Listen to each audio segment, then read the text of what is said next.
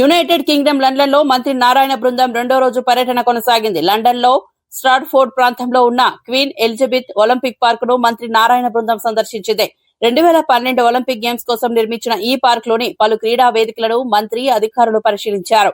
ఈ సందర్భంగా London stadium, London aquatic centre, Hyde park, Lee valley, velo park వంటి అంతర్జాతీయ స్థాయి క్రీడా మౌలిక వస్తువులను అధ్యయనం చేశారు. ఒలింపిక్స్ లో ప్రధాన క్రీడలైన ఫుట్బాల్, రగ్బీ, బేస్బాల్ గేమ్స్ నిర్వహించిన లండన్ స్టేడియంలో ఏర్పాట్లు, నిర్వహణ విధానాలను సమగ్రంగా పరిశీలించారు.